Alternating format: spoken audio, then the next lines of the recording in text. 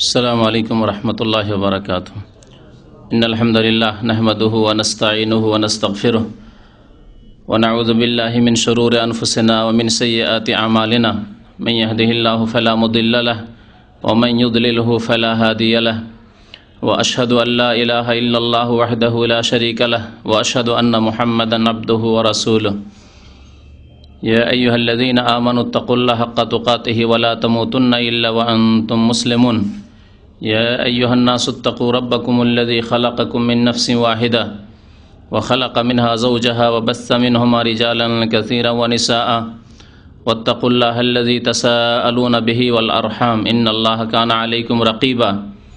या अय्युहल्लज़ीना आमनुत्तक़ुल्लाह व क़ूलू क़ौलन सदीदा युस्लिह लकुम अअमालकुम व यग़फ़िर लकुम ज़ुनूबकुम व मन युतिइल्लाह व रसूलहु फ़क़द फ़ाज़ फ़ौज़न अज़ीमा। अम्मा बाद फ़इन्न खैरल हदीस किताबुल्लाह व खैरल हदी हदी मुहम्मदिन सल्लल्लाहु अलैहि वसल्लम व शर्रल उमूरि मुहदसातुहा व कुल्ल मुहदसतिन बिदअह व कुल्ल बिदअतिन ज़लाला व कुल्ल ज़लालतिन फ़िन्नार। अऊज़ु बिल्लाहि मिनश शैतानिर रजीम। बिस्मिल्लाहिर रहमानिर रहीम। कुल्लु नफ्सिन ज़ाइक़तुल मौत व इन्नमा तुवफ़्फ़ौना उजूरकुम यौमल क़ियामह फ़मन ज़ुहज़िहा अनिन नारि व उदख़िलल जन्नत फ़क़द फ़ाज़ वमल हयातुद दुनिया इल्ला मताउल गुरूर। वक़ाल अल्लाहु तआला फ़ी मौदिइन आख़र वला तुसल्लि अला अहदिम मिनहुम माता अबदा वला तक़ुम अला क़ब्रिहि इन्नहुम कफ़रू बिल्लाहि व रसूलिहि व मातू व हुम फ़ासिक़ून।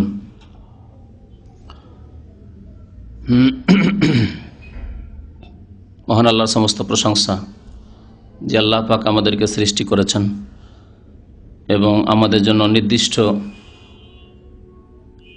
সময় দিয়েছেন, যা নির্ধারণ করেছেন আল্লাহ পাক রব্বুল আলামিন এই পৃথিবীতে। তারপরে আবার আমাদের জন্য মৃত্যুকে অপরিহার্য করেছেন। দরুদ ও সালাম নাযিল হোক নবী মুহাম্মদুর রাসূলুল্লাহ সাল্লাল্লাহু আলাইহি ওয়াসাল্লামের প্রতি, যিনিও আল্লাহ পাক রব্বুল আলামিনের শ্রেষ্ঠ রাসূল, সৃষ্টির সেরা হওয়া সত্ত্বেও তার প্রতিও এই মওত এসেছে। আল্লাহুম্মা সাল্লি আলাইহি আল্লাহুম্মা বারিক আলাইহি। মুসলিম ব্যক্তির যখন মওত চলে আসে, মৃত্যু মুখে পতিত হয়, তখন সেই মাইয়িত বা মৃত ব্যক্তির বেশ কিছু হক রয়েছে মুসলিম উম্মার উপর। তার মধ্যে একটি হক হচ্ছে সলাতুল জানাজা, জানাজার সলাত বা জানাজার নামাজ। দীর্ঘদিন থেকে আমাদের কিছু ভাইরা জানাজার নামাজ সম্পর্কে সংক্ষিপ্ত হলেও যাতে করে জরুরি সমস্ত মাসলা মাসাইল এবং দোয়াগুলিও চলে আসে তলব করেছেন। তাই আজকে সেই জানাজার সলাত সম্পর্কে এবং জানাজার দোয়া সম্পর্কে কিছু কথা আপনাদের সামনে পেশ করব। যদিও বিস্তারিত জানতে হলে এ সম্পর্কে 5টি বক্তব্য রয়েছে। বেশ কয়েক বছর আগে এখানেই এই হলেই বক্তব্য হয়েছে। প্রায় 5টি বক্তব্য রয়েছে, যাতে শুরু থেকে শেষ পর্যন্ত বিস্তারিত আলোচনা করা হয়েছে। আজকে একটি বক্তব্যেই জানাজার শুধু সলাত সম্পর্কে আলোচনা হবে, যাতে করে অনেক মুসলিম ভাইরা রয়েছেন জানাজার সঠিক তরিকায় জানেন না, হয় জানেনই না যে জানাজার নামাজে কি করতে হয় না করতে হয়, কি পড়তে হয় না পড়তে হয়, কখন কি, আর না হলে জানলেও ভুল জানেন, সঠিক জানেন না। আবার অনেকে আছেন সঠিক জানলেও দোয়াগুলি মুখস্থ নেই, দোয়া মুখস্থ নেই। অনেকের হয়তো একটি দোয়া মুখস্থ আছে, বাকি দোয়াগুলি সম্পর্কে জানেও না যে আরও কিছু দোয়া আছে নবী করিম সাল্লাল্লাহু আলাইহি ওয়াসাল্লামের হাদিসে। এজন্য সালাতুল জানাজা সম্পর্কে যদি আলোচনা হয়ে যায় তো মুসলিম ভাইদের অনেক উপকার হবে।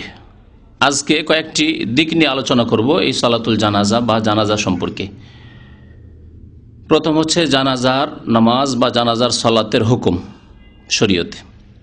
দ্বিতীয় আলোচনা হচ্ছে জানাজার নামাজের ফজিলত। তৃতীয় হচ্ছে জানাজার নামাজের তরিকা, পড়ার নিয়ম।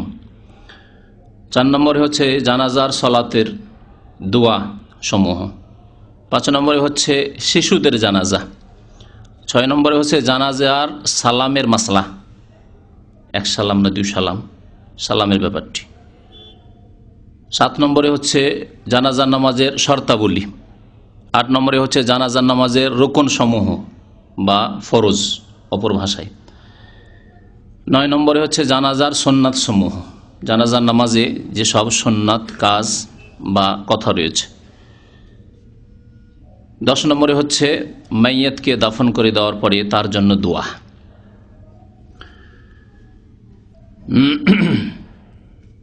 আল্লাহ পাক রব্বুল আলামিন কোরআন কারীমের সূরা আলে ইমরানের আয়াত নম্বর 185 ইরশাদ করেছেন, কুল্লু নাফসিন যায়িকাতুল মউত। এছাড়াও এই আয়াত আল্লাহ পাক রব্বুল আলামিন আরও 2 জায়গায় উল্লেখ করেছেন। কোরআন কারীমের মোট 3 জায়গায় আল্লাহ পাক ইরশাদ করেছেন এই কথা, কুল্লু নাফসিন যায়িকাতুল মউত।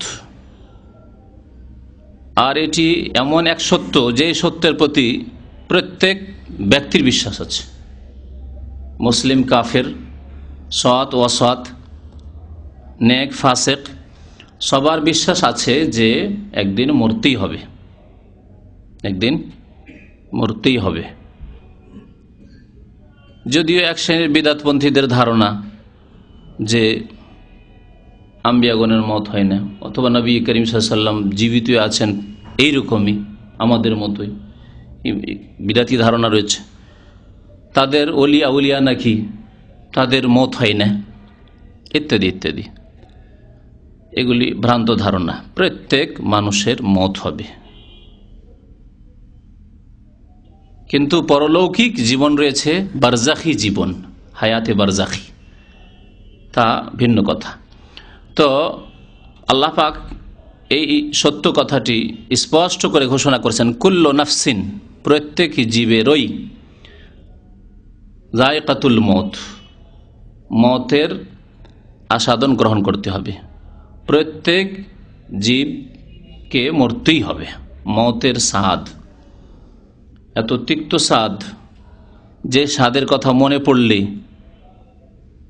বা যেই স্বাদ মনে পড়লে অনেকেই মনে করেন না, ভুলে যান, কিন্তু ওই রকম মুহূর্তে পতিত হলে মরমর অবস্থা, এখন আর বাঁচছি না, কিন্তু তারপরে হুঁশ আছে, আর বাঁচছি না, চারিদিকে আগুনে ঘিরে নিয়েছে, আর বেরোতে পারছে না, হুঁশ আছে একটু। অথবা নদীতে হাবুডুবু করছেন, হুঁশ আছে, কিন্তু আর বাঁচছি না, কেউ বাঁচাবার নেই এখানে, আল্লাহ পাক না বাঁচালে। যখন চোখের সামনে মানুষ মৃত্যুকে দেখে, অথবা একেবারে শেষ অবস্থা, এখন অসুস্থ হয়ে শেষ অবস্থা, এই সময়গুলিতে মত বেশি স্মরণ আসে। যারা অসৎ ব্যক্তি তারও স্মরণ আসে, কাফের, বিদিন, বিধর্মী, নাস্তিক, তারও স্মরণ আসে যে এখন আর দুনিয়ার কোনো স্বাদ নেই, মরতে হবে। তো এই স্বাদ অত্যন্ত তিক্ত স্বাদ। তাই এই স্বাদ সম্পর্কে, মৃত্যুর স্বাদ সম্পর্কে নবী করিম সাল্লাল্লাহু আলাইহি ওয়াসাল্লাম বলেছেন, আকসিরু যিকরা হাযিমিল লাজ্জাত, তোমরা বেশি বেশি স্মরণ করো, বেশি বেশি স্মরণ করো যিকরা হাযিমিল লাজ্জাত, পৃথিবীর স্বাদকে ধ্বংসকারী, স্বাদকে নষ্টকারী বস্তুকে। নবী সাল্লাল্লাহু বলছেন, ইয়ানি আল মউত, পৃথিবীর সমস্ত স্বাদকে ধ্বংসকারী কি? মউত। স্ত্রী আছে, তার একটা স্বাদ আছে, ধ্বংসকারী মউত। ছেলে মেয়েদের স্বাদ আছে, তা ধ্বংসকারী, তিক্ততায় পরিণত হবে এই মউতে। জমি জায়গার স্বাদ আছে, পাকা বাড়ির স্বাদ আছে, ভালো গাড়ির স্বাদ আছে, ভোগবিলাসের স্বাদ আছে, ভালো ভালো খাবারের স্বাদ আছে, নেতৃত্বের স্বাদ আছে, ধন সম্পদের স্বাদ আছে, এসব স্বাদ আছে। পৃথিবীর যত রকমের ভোগের বস্তু হতে পারে, সব কিছুর স্বাদকে ধ্বংসকারী, নষ্টকারী হচ্ছে নবী করিম সাল্লাল্লাহু আলাইহি ওয়াসাল্লামের মোবারক ভাষায় হাযিমুল লাজ্জাত, স্বাদকে ধ্বংসকারী, নষ্টকারী। আল মউত, মউতকে স্মরণ করো বেশি বেশি। মউতকে স্মরণ করলে কি করতে হবে? মরার পরে কি হবে, কি অবস্থার সম্মুখীন হব, তার জন্য কর্মক্ষেত্র রয়েছে এই পৃথিবী দুনিয়া। সুতরাং এখান থেকে এমন কিছু সম্বল নিয়ে যাব যা দিয়ে মতের পরের জীবনে পেরেশানি না হয়, অশান্তি না হয়, তখন যাতে করে আরাম পাওয়া যেতে পারে। তাই আল্লাহ পাক ইরশাদ করেছেন, ওয়া ইন্নামা তুওয়াফাউনা উজুরাকুম ইয়াউমাল কিয়ামা। মত তো হবে। আর এই কথা কাফের, বেদিন, বিধর্মী, বেনামাজি, ফাসেক বিশ্বাস করে, তারাও বিশ্বাস করে। কিন্তু তারপরে কি হবে এই কথাই বিশ্বাস কাফের, বেদিন, নাফরমান তাদের নেই। আর অনেকের থাকলে নামে মাত্র, কাজে কর্মে এইরকম বিশ্বাস নেই। আল্লাহ বলছেন এই কথা বিশ্বাস করবে, ওয়া ইন্নামা তুওয়াফাউনা উজুরাকুম ইয়াউমাল কিয়ামা। কিয়ামতের দিবসে তোমাদের পুরোপুরি প্রতিদান দেওয়া হবে, সম্পূর্ণ প্রতিদান দেওয়া হবে উত্তম রূপে। আর সেই দিন প্রতিদান ভালো হবে, মন্দ হবে। ভালো লোকের প্রতিদান ভালো হবে, আপনি যা করেছেন তার ফল। সুতরাং ভালো করে থাকেন তো ভালো ফল হবে, খারাপ করে থাকেন তো খারাপ হবে। ফামান যুহজিহা আনিন নার, সুতরাং যেই ব্যক্তিকে জাহান্নাম থেকে বিমুক্ত করা হলো, জাহান্নাম থেকে দূরে রাখা হলো, জাহান্নামের কাছে তাকে নিয়ে যাওয়া হলো না। ওয়া উদখিলাল জান্নাহ, এবং জান্নাতে তাকে প্রবিষ্ট করানো হলো। ফাকাদ ফাজা, সেই ব্যক্তি সফল কামিয়াব। সেই ব্যক্তি সবচেয়ে বড় কামিয়াব ওই ব্যক্তি যেই ব্যক্তি পৃথিবী থেকে এমন কিছু সম্বল নিয়ে গেছে ঈমান এবং সৎ আমলের, কোনো ব্যক্তিকে ধরে নয়, ঈমান এবং নেক আমল। ইন্নাল্লাযীনা আমানু ওয়া আমিলুস সলিহাত কানাত লাহুম জান্নাতুল ফিরদাউসে নুজুলা, তাদের জন্য জান্নাতুল ফিরদৌস। এই সম্বল, ঈমান এবং আমলের সম্বল যারা নিয়ে গেছে, ফাকাদ ফাজ, তারাই হচ্ছে সফল কাম। তাহলে রাজাও নয়, বাদশাও নয়, প্রধানমন্ত্রীও নয়, রাষ্ট্রপতিও নয়, পুঁজিপতিও নয়, কেউ নয়। যার ছেলে মেয়ে দুনিয়াতে আছে বেশি সংখ্যায়, তা সেও নয়। যার প্রত্যেকটি ছেলে উচ্চশিক্ষিত আর চাকরি করে ভালো ভালো পোস্টে, ইত্যাদি বড় বড় অফিসার, সেও নয়।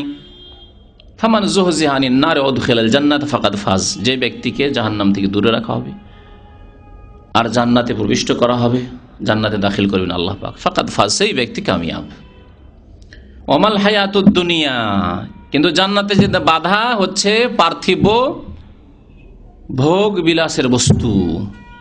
দুনিয়া গাফিল করে দিয়েছে মানুষকে, উদাসীন করে দিয়েছে পরকাল থেকে।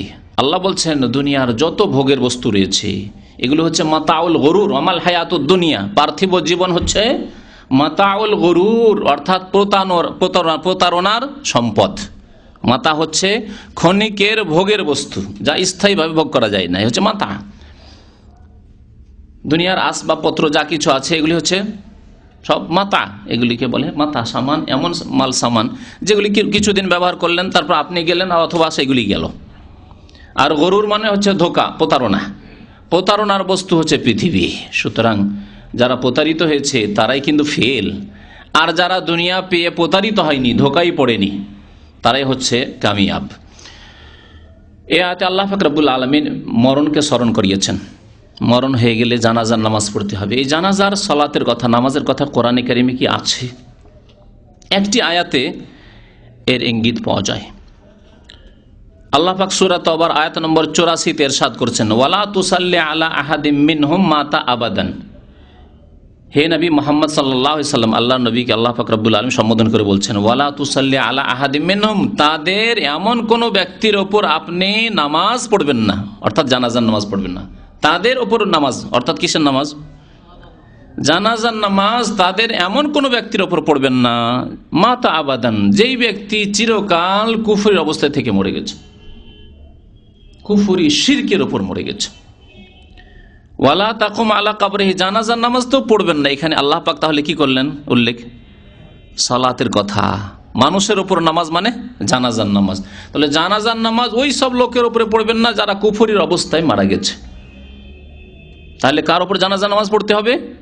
যে ব্যক্তি ঈমানের অবস্থায় মারা গেছে। ঈমানের অবস্থায় যে ব্যক্তি মারা গেছে তার উপর জানাজার নামাজ পড়তে হবে। এটি হচ্ছে উম্মতে মুসলিমার উপর, মুসলিম জাতির উপর ওই মুসলিম মাইয়্যিতের হক, অধিকার।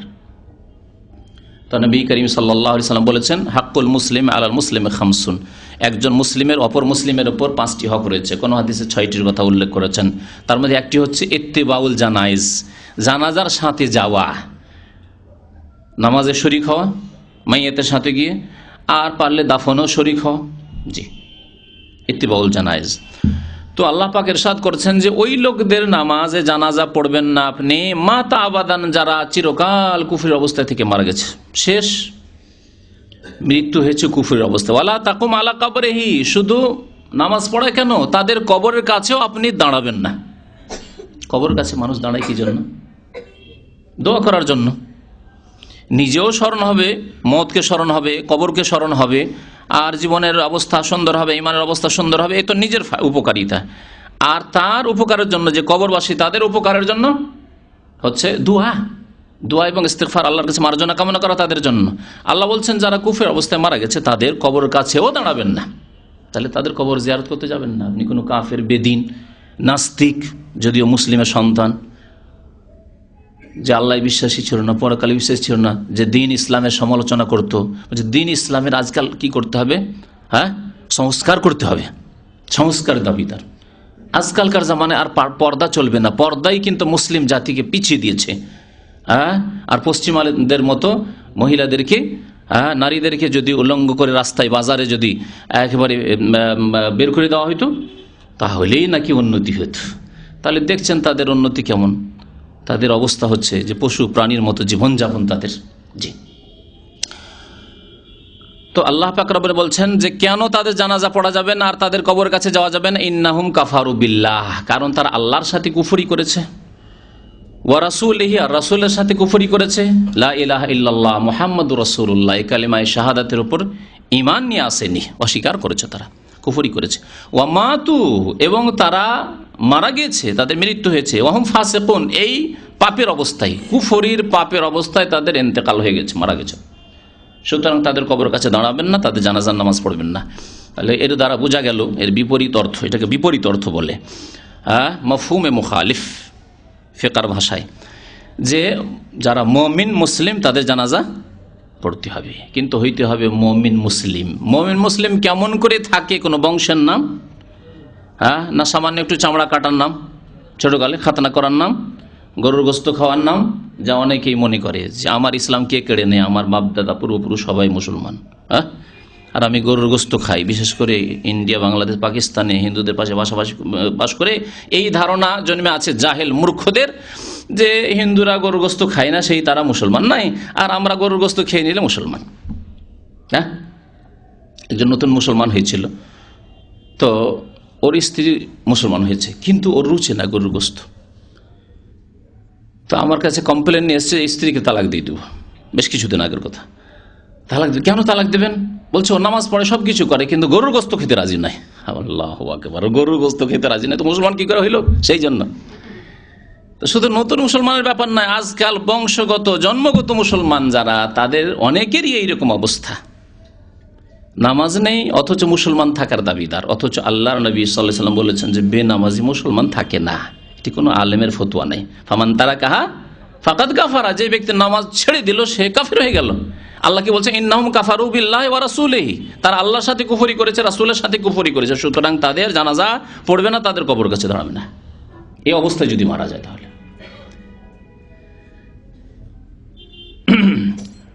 কথাকে আরো সামনে নিয়ে যাই।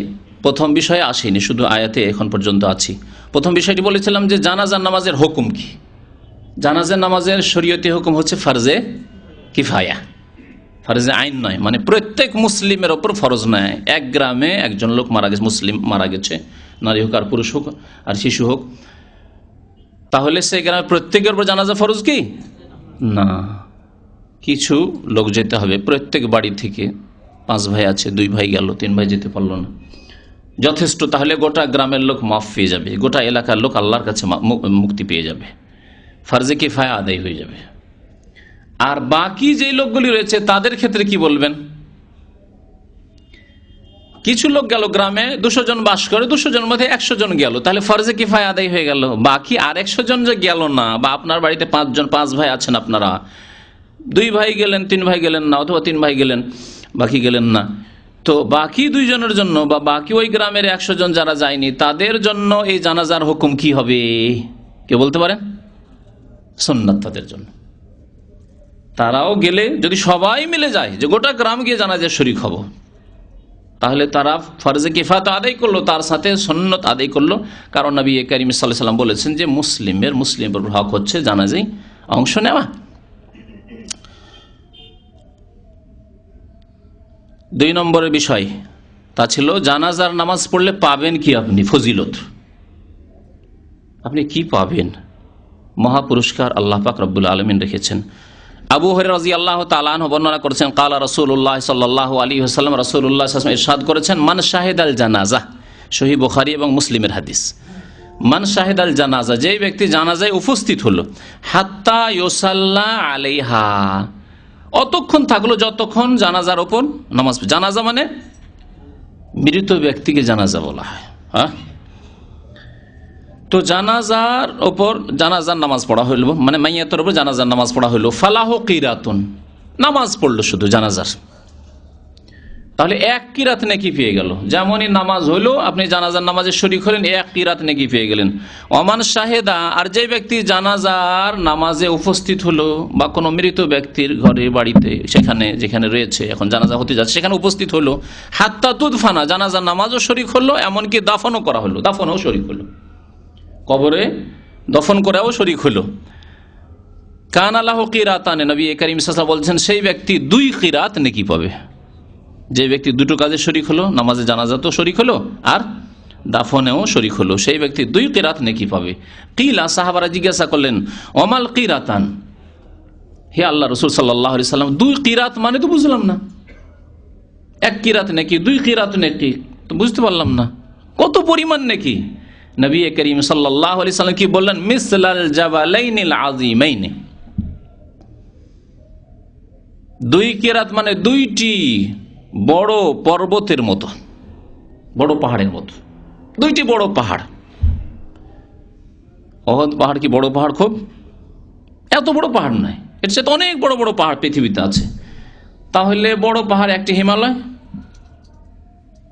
এরকম আরো পৃথিবীর কোন বড় পাহাড় হয়তো নিয়ে নেন, তাহলে 2টি বড় আজিমাইন, শুধু জাবালাইন বলেননি নবী করিম সাল্লাল্লাহু আলাইহি ওয়াসাল্লাম, জাবালাইনে আল আজিমাইনে, 2টি বড় পর্বত পাহাড়ের সমান সে নেকি পেল। সুবহানাল্লাহ। জি, আপনি হয়তো হালকা মনে করে কত জানাজায় ছেড়ে দিচ্ছেন। এমন মসজিদের আশেপাশে, বিশেষ করে সৌদি আরবে তো মসজিদেই জানাজা হয়ে যায়, কারণ কবরস্থান শহরে হয়তো দেশেও হইতে পারে, বড় বড় শহরগুলিতে, কারণ কবরস্থানে গিয়ে হয়তো জানাজা পড়ার সুযোগ সুবিধা নেই। তো আপনি এমন মসজিদের পাশে বাস করেন যেখানে জানাজা হচ্ছে, জানেন যে জোহরে জানাজা হয়, আসরে জানাজা হয়, আপনি অবহেলায় ওর পাশে একটা উক্তিয়া মসজিদে নামাজ পড়ে নিচ্ছেন, ওই মসজিদে একটু কষ্ট করে যাচ্ছেন না, কত নেকি থেকে আপনি বঞ্চিত হচ্ছেন। যে ভাইদের কাছে গাড়ি আছে, যারা গাড়ি চালান, তাহলে এইরকম সুযোগ সুবিধাগুলি আপনাদের গ্রহণ করা খুব সহজ। গাড়িটা এই দিক দিয়ে না গিয়ে ওই মসজিদের নামাজ না পড়ে, যে মসজিদে জানাজা হয় না এমন মসজিদে গেলেন, যাক নামাজ তো পড়তে হবে, আজানের সাথে সাথে গিয়ে ওই মসজিদে উঠলেন যেখানে জানাজা হওয়ার সম্ভাবনা আছে। সুবহানাল্লাহ। নফল অতিরিক্ত কত নেকি হচ্ছে, আপনার ফরজ যেগুলি আদায় করেছেন, ওয়াজিব আদায় করছেন, সেগুলি নেকি তো আছেই, যেগুলি আদায় করতেই হবে, কিন্তু আপনি একটি ফরজে কিফায়া আদায় করতে গিয়ে অনেক ভাইরা আদায় করে হয়তো আপনার পক্ষ থেকে আপনাকে মুক্ত করে দিচ্ছিল, কিন্তু আপনি এতে শরীক হয়ে কত নেকিতে আপনি অংশ পেলেন।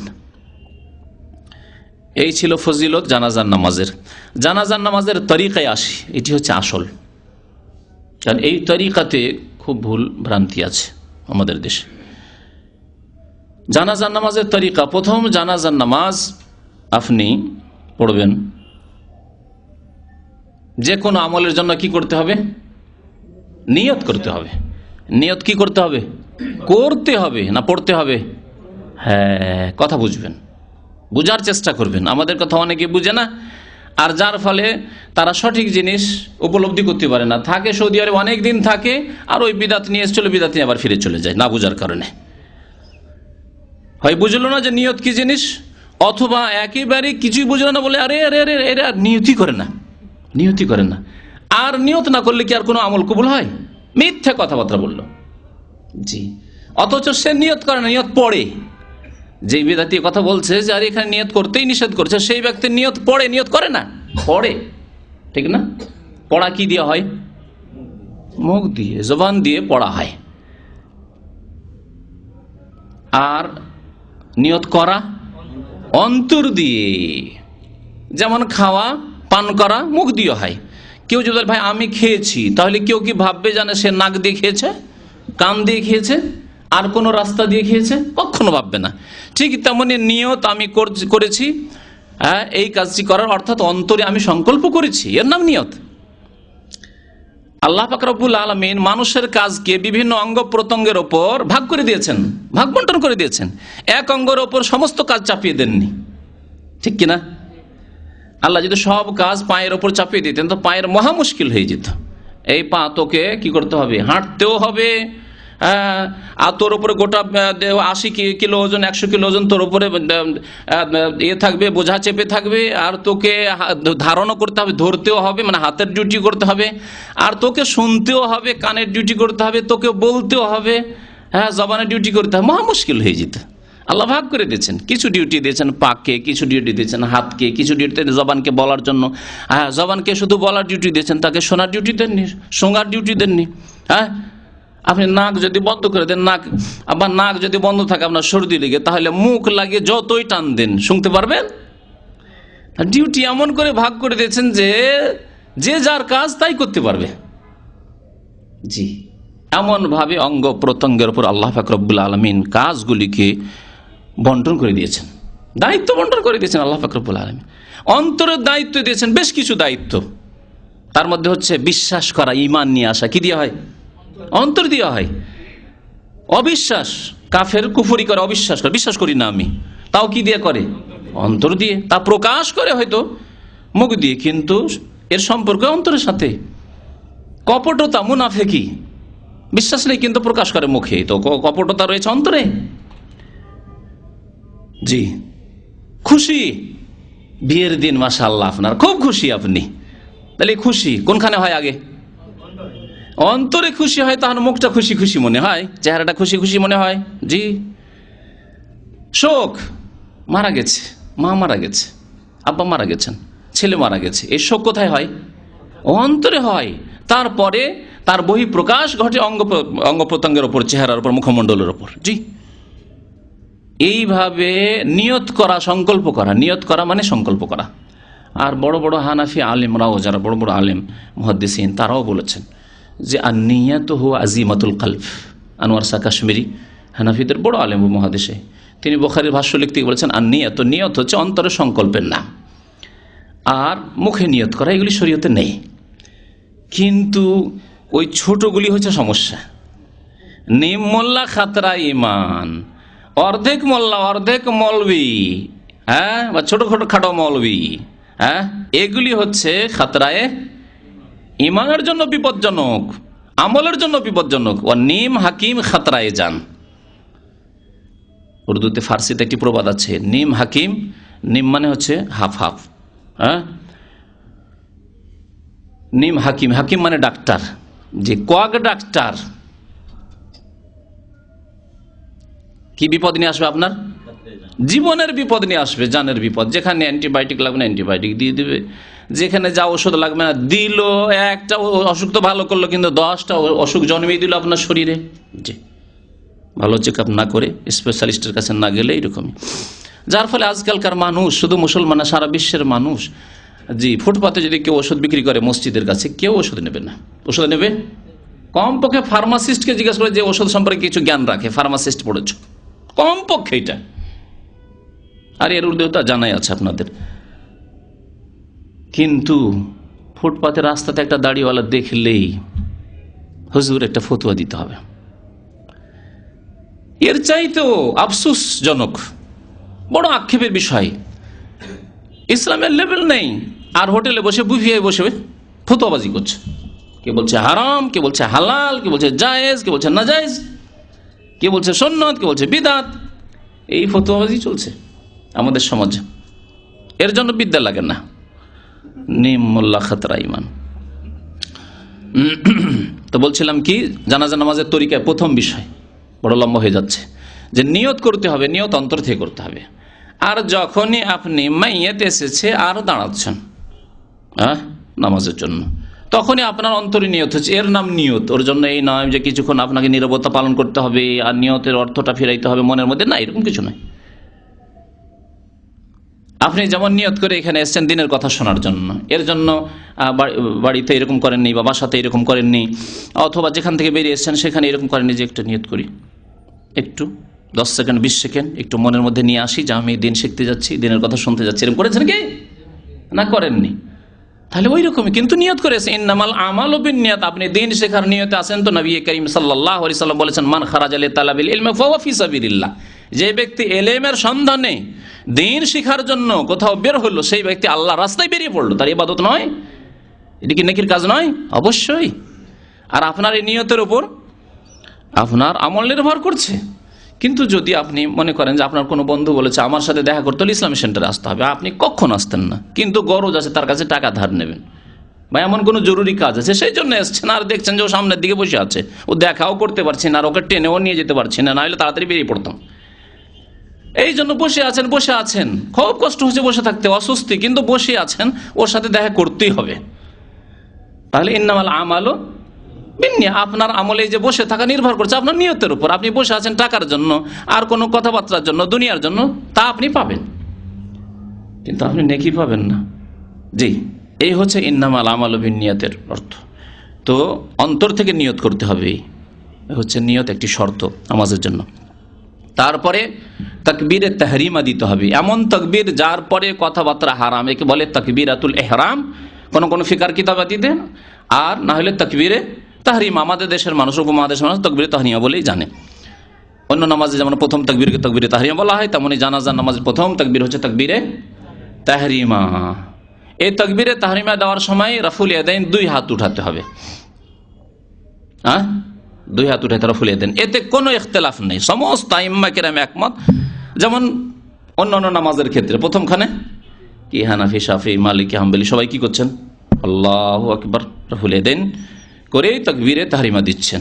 ঠিক জানাজার নামাজেও এই প্রথম রাফুল ইয়াদাইন সম্পর্কে কোনো ইখতিলাফ নেই। তো 2 হাত উত্তোলন করে কি করতে হবে? আল্লাহু আকবার বলতে হবে, অন্য কোনো তাকবীর দিয়ে হবে না। আল্লাহু আকবার যে কেউ আল্লাহু কবির বলবে, আল্লাহু আজাল আজম, এগুলি ফিকার কিতাবে রয়েছে, বিশেষ করে হানাফি ফিকাতে এমন এমন কথাবার্তা রয়েছে যা অবাস্তব, হানাফিরাই আমল করে না। আছে না ফিকার কিতাবে? পড়েছেন আমাদের অনেক ভাইরা, যে আল্লাহু আকবার না বলে আল্লাহু আজিম, আল্লাহু কবির, হ্যাঁ, আল্লাহু জলিল, আল্লাহু গাফফার, হ্যাঁ, আল্লাহু রাহিম বললে হয়ে যাবে তাদের কাছে। কিন্তু অবাস্তব, তাদের প্রত্যেকটি কিতাবে রয়েছে, হেদায়া থেকে শুরু, হেদায়া, কদরি, সারহাবেকা, সমস্ত কিতাবে রয়েছে।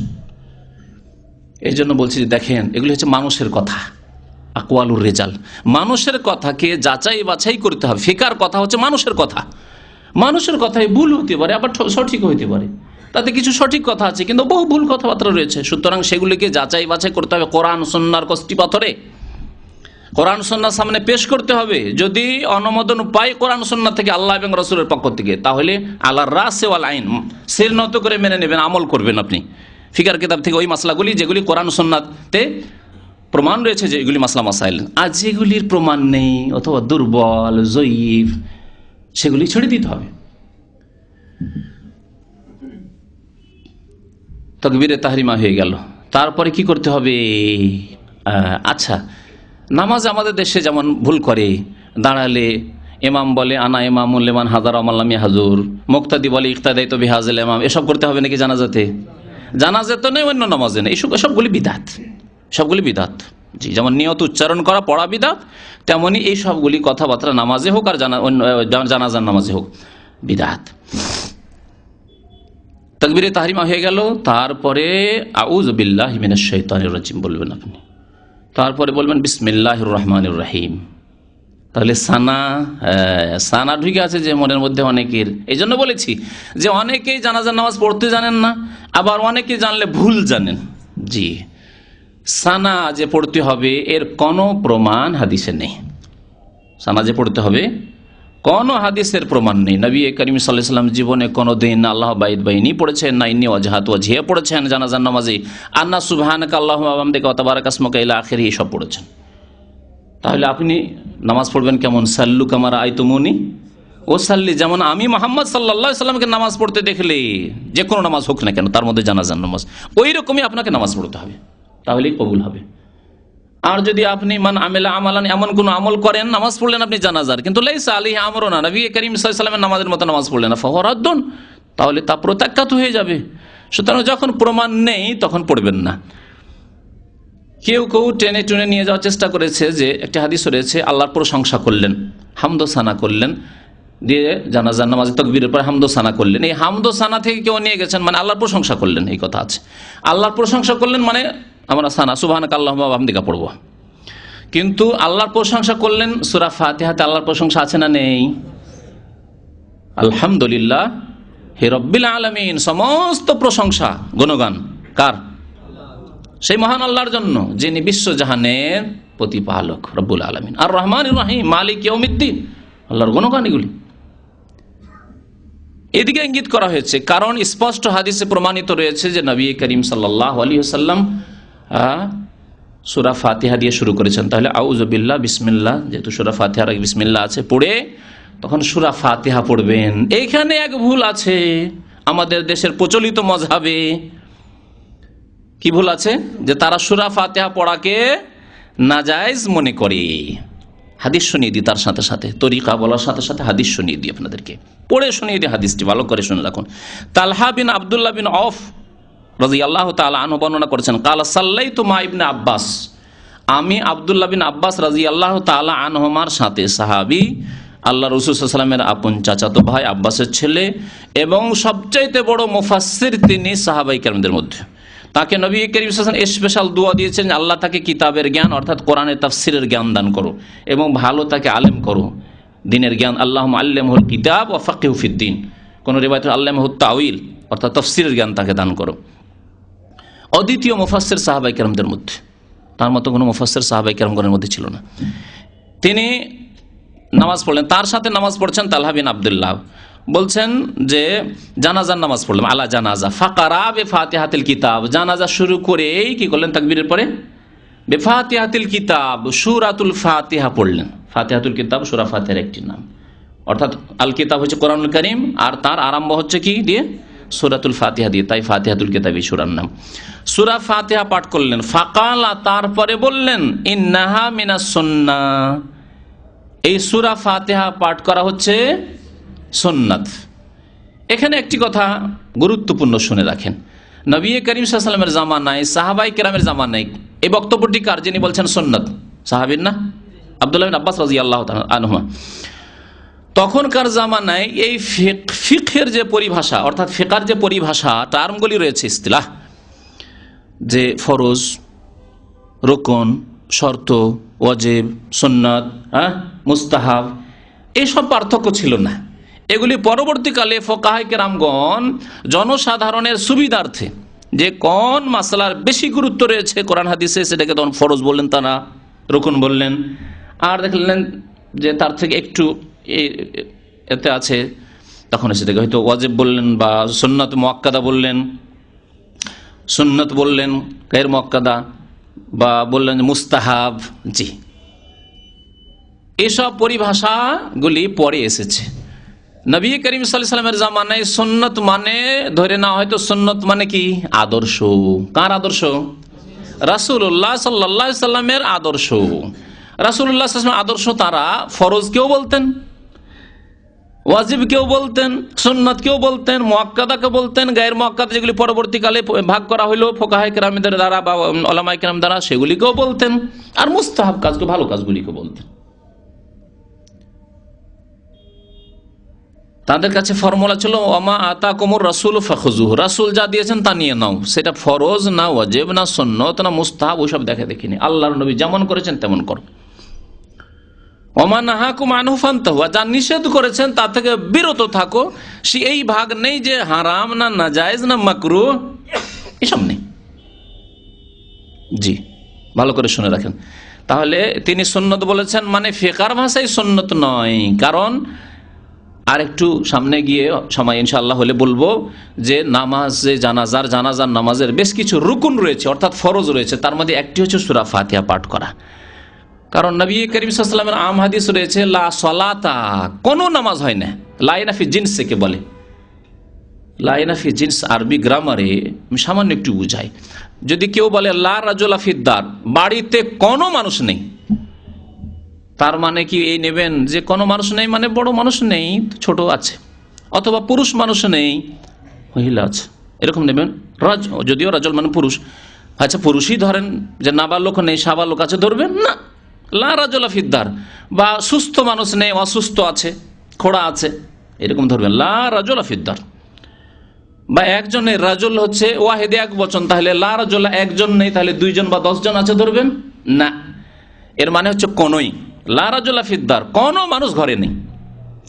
ওই রকম লা সালাতা, কোনো নামাজ হবে না, ফরজ নামাজ হোক, সুন্নত নামাজ হোক, বিতর নামাজ হোক, জানাজার নামাজ হোক, লা সালাতা লিমান লাম ইয়াকরা বিফাতিহাতিল কিতাব, যে ব্যক্তি সূরা ফাতিহা পড়ে না তার নামাজ হয় না। এই জন্য অধিকাংশ আলেমগণ বলেছেন যে জানাজার নামাজেও সূরা ফাতিহা পড়া রোকন। হাদিস আপনাদেরকে শুনিয়ে জানাজান নামাজে যে সূরা ফাতিহা পড়তে হবে, তার সুনানে আবু দাউদ, হাদিসটি আবু দাউদের। তাহলে কত দূরে পৌঁছেছি জানাজা নামাজের তরিকায়? সূরা ফাতিহা হয়ে গেল। সূরা ফাতিহার পরে আর কোন সূরা মিলাবেন কিনা, বেশ কিছু রিওয়ায়াতে আর নেই, বাস সূরা ফাতিহা। তো একটি হাদিস রয়েছে যাতে রয়েছে যে নবী করিম সাল্লাল্লাহু আলাইহি সাল্লাম সূরা ফাতিহার সাথে আরেকটি সূরা পড়লেন, ছোট্ট সূরা, সূরা ইখলাস পড়ে নেন কখনো কখনো যদি পড়েন তো, কিন্তু জরুরি নয়, সেটি সুন্নত। আর যেহেতু নবী সাল্লাল্লাহু আলাইহি সাল্লামের বেশ কিছু হাদিসে রয়েছে শুধু সূরা ফাতিহার কথা, আর আব্দুল্লাহ বিন আব্বাস রাদিয়াল্লাহু তাআলা আনহুমাও শুধু সূরা ফাতিহা পড়লেন, এজন্য সূরা ফাতিহা পড়ে নেওয়াই যথেষ্ট। তবে কেউ যদি পড়ে ছোট্ট একটি সূরা তাহলে কোনো অসুবিধা নেই, বলা যেতে পারে যে সুন্নত। তারপরে দ্বিতীয় তাকবীর দিবেন আল্লাহু আকবার। এই দ্বিতীয় তাকবীর দেওয়ার সময় রাফুল ইয়াদাইন, তৃতীয় তাকবীর, চতুর্থ তাকবীর, 4 তাকবীর দেবেন আপনি। তো এই তাকবীরের সময় রাফুল ইয়াদাইন করা, এই মর্মে বেশ কিছু হাদিস এসেছে। এই জন্য অধিকাংশ আলেমদের নিকটে এই তাকবীরগুলিতে দ্বিতীয়, তৃতীয়, চতুর্থ তাকবীরেও রাফুল ইয়াদাইন মানে 2 হাত উত্তোলন করবেন, উঠাবেন। তবে কিছু আলেমগণ বলেছেন যে না, তারাও বেশ কিছু হাদিস পেশ করেছেন 2-1টা, আর সেই হাদিসগুলিকে যারা বলেছেন যারা রাফুল ইয়াদাইন করতে হবে তারা জয়ীফ বলেছেন। কিন্তু কথা হচ্ছে যে এরও প্রমাণ রয়েছে যে রাফুল ইয়াদাইন করেননি, সুতরাং দুটোকে সুন্নত বলা যেতে পারে। যে কেউ যদি রাফুল ইয়াদাইন করে তাও সুন্নত, আবার কেউ যদি না করে তো আপত্তি করতে হবে না। কেউ যদি না রাফুল ইয়াদাইন করে, হাত না ওঠায় জানাজার নামাজে, আপত্তি করতে হবে না, বা তাকে একেবারে চাপ সৃষ্টি করার দরকার নেই। শিখাবার জন্য আপনি লেগেই পড়লেন যে না রাফুল ইয়াদাইন করতে হবে, না, প্রয়োজন নেই। তো রাফুল ইয়াদাইন করা না করা দুটোই করা যেতে পারে এই ক্ষেত্রে, দ্বিতীয়, তৃতীয়, চতুর্থ তাকবীরে। যেমন আমাদের দেশে হানাফি ভাইরা রাফুল ইয়াদাইন করে না, আহলে হাদিসরা 2 ভাগে ভাগ, ভারত, পাকিস্তান, বাংলাদেশে কিছু আলেমরা তারা রাফুল ইয়াদাইন করেন না, আবার অধিকাংশরাই করেন। আর আপনার হানাবেলা, যারা হাম্বলি, শাফি, মালিকি, তারা করেন। তো হাদিস 2 রকম রয়েছে, সুতরাং আপনি যে কোনো একটা করতে পারেন। তবে রাফুল ইয়াদাইন করাটাই বেশি সুন্নতের কাছাকাছি, কারণ সাহাবায়ে কেরামদের মধ্যে 2 জন সাহাবী, বিশেষ করে আনাস রাদিয়াল্লাহু তাআলা আনহু, যিনি 10 বছর নবী সাল্লাল্লাহু আলাইহি ওয়াসাল্লামের খেদমত করেছেন হিজরতের পর থেকে 10 বছর ধরে। আর আব্দুল্লাহ বিন উমর রাদিয়াল্লাহু তাআলা নবী সাল্লাল্লাহু আলাইহি সাল্লামের আপন শালা হাফসা রাদিয়াল্লাহু তাআলা আনহার ভাই, ওমরের ছেলে, তারা রাফুল ইয়াদাইন করে জানাজা নামাজ পড়তেন। দ্বিতীয় তাকবীর দিলেন, হাত উঠালেন। আচ্ছা, হাত বাঁধতে হবে কোথায়, এই একটি মাসলা রয়েছে। হাত বাঁধার সহি হাদিস অন্যান্য নামাজে হোক আর জানাজার নামাজে হোক, আলা সাদরিহি, বুকের উপর হাত বাঁধবেন, এটি হচ্ছে সহি। নাভির নিচের হাত বাঁধার হাদিস জয়ীফ, একটিও সহি হাদিস নেই। সুতরাং যে কোনো নামাজে, তার মধ্যে জানাজার নামাজ, হাত বাঁধবেন বুকের উপরে, আলা সাদার, সাদার মানে হচ্ছে বুক, বক্ষ, বুকের উপরে হাত বাঁধবেন। দ্বিতীয় তাকবীর দেওয়ার পরে আবার হাত বাঁধলেন, হাত ছেড়ে দেবেন না, হাত বাঁধবেন। তারপরে কি পড়বেন? জি, দরুদ পড়বেন। আবু উমামা রাদিয়াল্লাহু তাআলা আনহু হাদিস একটি বর্ণনা করেছেন যে সুন্নত তরিকা হচ্ছে, এই হাদিস রয়েছে, বাইহাকিতে এই হাদিস রয়েছে, যাতে দ্বিতীয় তাকবীরের পরে দরুদ পড়তে বলা হয়েছে। ইউসাল্লি আলান নবী সুম্মা ইউসাল্লি আলান নবী সাল্লাল্লাহু আলাইহি ওয়াসাল্লাম, দ্বিতীয় তাকবীরের পরে নবী করিম সাল্লাল্লাহু আলাইহি ওয়াসাল্লামের উপর সালাত পেশ করবেন, দরুদ পেশ করবেন। এখানে বলা হয়নি যে কোন দরুদ পেশ করবেন, কিন্তু নবী করিম সাল্লাল্লাহু আলাইহি ওয়াসাল্লাম নামাজের জন্য যেই দরুদ শিখিয়েছেন সেই দরুদ হচ্ছে দরুদে ইব্রাহিম, সালাত ইব্রাহিম, আল্লাহুম্মা সাল্লি আলা মুহাম্মদ ওয়া আলা আলি মুহাম্মদ কামা সাল্লাইতা আলা ইব্রাহিম ওয়া আলা আলি ইব্রাহিম ইন্নাকা হামিদুম মাজিদ। আল্লাহুম্মা বারিক আলা মুহাম্মদ ওয়া আলা আলি মুহাম্মদ কামা বারাকতা আলা ইব্রাহিম ওয়া আলা আলি ইব্রাহিম ইন্নাকা হামিদুম মাজিদ। হাদিসে যেভাবে এই দরুদের বাক্যগুলি রয়েছে সেইভাবে আপনার মুখস্থ আছে আশা করি, কারণ এই দরুদ ছাড়া আপনার নামাজ ফরজ নামাজও হবে না। দরুদ হচ্ছে ফরজ নামাজের রুকন। এই দরুদ পড়বেন আপনি দ্বিতীয় তাকবীরের পরে, তারপরে তৃতীয় তাকবীর দিবেন, তারপরে তৃতীয় তাকবীর দিবেন, হাত উঠাবেন, তারপর আবার হাত বাঁধবেন, হাত বেঁধে মাইয়েতের জন্য দোয়া করবেন। এই তৃতীয় তাকবীরের পরের ক্ষেত্রটি হচ্ছে মাইয়েতের জন্য দোয়ার ক্ষেত্র, দোয়া করবেন। এই মর্মে বেশ কিছু দোয়া রয়েছে, বেশ কিছু দোয়া রয়েছে, 4-5টি দোয়া রয়েছে। আপনাদেরকে সেই দোয়াগুলি আমি শুনিয়ে দিই। সবচাইতে প্রসিদ্ধ যে দোয়াটি, আর যেই দোয়া অনেকের হয়তো মুখস্থ আছে, সেই দোয়াটি প্রথম শোনাই। আল্লাহুম্মা গফির লি হাইয়িনা ওয়া মাইয়িতিনা ওয়া শাহিদিনা ওয়া গায়িবিনা ওয়া সগীরিনা ওয়া কবীরিনা ওয়া যাকারিনা ওয়া উনসানা আল্লাহুম্মা মান আহইয়াতাহু মিন্না ফাআহইহি আলাল ইসলাম ওয়া মান তাওয়াফাইতাহু মিন্না ফাতাওয়াফাহু আলাল ঈমান আল্লাহুম্মা লা তাহরিমনা আজরাহ ওয়ালা তুদিল্লানা বাদাহ। কোন হাদিসে রয়েছে, আবার কোন হাদিসে এখানে তুদিল্লানার বদলে রয়েছে ওয়ালা তাফতিননা বাদাহ। আল্লাহুম্মা লা তাহরিমনা আজরাহ ওয়ালা তাফতিননা বাদাহ। এই দোয়া অনেকের মুখস্থ রয়েছে। এই দোয়া মুসনাদ আহমদে রয়েছে, আবু দাউদে রয়েছে, তিরমিজিতে রয়েছে, ইবনে মাজাতে রয়েছে। তার মানে বুখারী মুসলিমের নেই, বুখারী মুসলিমে এই দোয়া নেই। এই দোয়া বর্ণনা করেছেন আবু হুরায়রা রাদিয়াল্লাহু তাআলা আনহু বর্ণনাকারী। দ্বিতীয় দোয়া, যেই দোয়া নবী করিম সাল্লাল্লাহু আলাইহি সাল্লাম প্রায় পড়তেন, এবং একটি জানাজায় যখন নবী করিম সাল্লাল্লাহু আলাইহি সাল্লাম এই দোয়া পড়লেন, তো একজন সাহাবী বর্ণনাকারী তার বক্তব্য শোনেন। তিনি কি বলছেন এই দোয়া শুনে? বলছেন, আউফ ইবনে মালিক আসজাই রাদিয়াল্লাহু তাআলা আনহু সাহাবী, সামিআতুন নবী সাল্লাল্লাহু আলাইহি ওয়াসাল্লাম সাল্লা আলা জানাজা, নবী করিম সাল্লাল্লাহু আলাইহি ওয়াসাল্লামের কাছে শুনেছি তিনি জানাজার নামাজ পড়লেন, কোন এক জানাজা। ইয়াকুলু, তাতে বলছিলেন, আল্লাহুম্মা গফির লাহু, আল্লাহুম্মা গফির লাহু ওয়ারহামহু ওয়াআফিহি ওয়াআফু আনহু ওয়াকরিম নুজুলাহু ওয়াওয়াসসি মুদখালাহু ওয়াগসিলহু বিল মাই ওয়াস-সালজি ওয়াল বারাদি ওয়ানাক্কিহি মিনাল খাতায়া কামা ইউনাক্কা সাওবুল আবিয়াদ মিনাদ দানাস ওয়াবদিলহু দারান খায়রাম মিন দারিহি ওয়া আহলান খায়রাম মিন আহলিহি ওয়া যাওজান খায়রাম মিন যাওজিহি ওয়া আদখিলহুল জান্নাতা ওয়া ওয়াকিহি মিন আযাবিল কবরি ওয়া আযাবিন নার। কোন রিওয়ায়াতে রয়েছে ওয়াকিহি মিন আযাবের জায়গায় মিন ফিতনাতিল কবরি ওয়া আযাবিন নার। তো এই দোয়া যখন নবী করিম সাল্লাল্লাহু আলাইহি সাল্লাম করলেন, কালা আউফ রাদিয়াল্লাহু তাআলা আনহু বলছেন, ফাতামান্নাইতু, এই এত সুন্দর চমৎকার দোয়া, অর্থগুলি বলবো, মনে করিয়ে দিবেন আবার, আগের দোয়ার অর্থ বলিনি। ফাতামান্নাইতু, আমি আকাঙ্ক্ষা করলাম, আল্লাহ কুনতু আনাল মাইয়িত, যদি এই মাইয়িত না হয়ে আমি এই মাইয়িত হইতাম, এই ব্যক্তি যার জানাজা হলো তিনি এই মাইয়িত না হয়ে আমি যদি এই মাইয়িত হইতাম, আর আমার জানাজায় প্রিয় রাসূল সাল্লাল্লাহু আলাইহি ওয়াসাল্লাম এই দোয়া পড়তেন, দুআয়ে রাসূলুল্লাহ সাল্লাল্লাহু আলাইহি ওয়াসাল্লাম, রাসূলুল্লাহ সাল্লাল্লাহু আলাইহি ওয়াসাল্লামের এই চমৎকার দোয়া, এত সুন্দর দোয়া, অর্থপূর্ণ দোয়া, আলা যালিকাল মাইয়িত, যে মাইয়িতের জন্য করলেন। হায় যদি আমি এই মাইয়িত হইতাম আর আল্লাহর নবী এই দোয়া করে দিতেন, তা আল্লাহর নবীর দোয়া তো মুস্তাজাবুদ দাওয়াতে নিয়ে কবুল হয়ে যেত, আর আমি কামিয়াব হয়ে যেতাম। রাওয়াহু মুসলিম, হাদিসটি সহিহ মুসলিমে রয়েছে। প্রথম দোয়ার অর্থ আগে বলে দিই, যাতে করে অর্থগুলিও আমাদের সামনে থাকে। আল্লাহুম্মা গফির লি হাইয়িনা, আল্লাহ আমাদের জীবিতকে মাফ করে দাও, যে জীবিত আছে যারা তাদেরকে মাফ করে দাও। ওয়া মাইয়িতিনা, আমাদের মৃতদের মাফ করে দাও। ওয়া সগীরিনা, আমাদের ছোটদের মার্জনা করে দাও। ওয়া কবীরিনা, বড়দের মাফ করে দাও। ওয়া যাকারিনা, আমাদের পুরুষদের মাফ করে দাও। ওয়া উনসানা, আমাদের নারীদের মাফ করে দাও। ওয়া শাহিদিনা, আল্লাহ আমাদের যারা উপস্থিত হয়েছে জানাজায়, হাজির হয়েছে যারা, তাদেরকে মাফ করে দাও। ওয়া গায়েবিনা, যারা উপস্থিত হয়নি তাদেরকেও মাফ করে দাও, অনুপস্থিত আছে জানাজায় হাজির হতে পারেনি বা হয়নি, তাদেরকেও মাফ করে দাও। আল্লাহুম্মা মান আহইয়াতাহু মিন্না, আল্লাহ আমাদের মধ্যে যাদেরকে তুমি আরো জীবিত রাখবে, বয়স দেবে, সময় দেবে, ফাআহইহি আলাল ঈমান, আর অন্য রিওয়ায়াতে রয়েছে ফাআহইহি আলাল ইসলাম, আল্লাহ তাকে ঈমান অথবা ইসলামের ওপর কায়েম রাখো, ঈমান এবং ইসলামের ওপর তাকে কি রাখো? জীবিত রাখো। অর্থাৎ তার হায়াতে এমন না হয় যে কুফরি চলে আসে, গুনাহ চলে আসে, ঈমান ইসলামের ওপর তাকে জীবিত রাখো।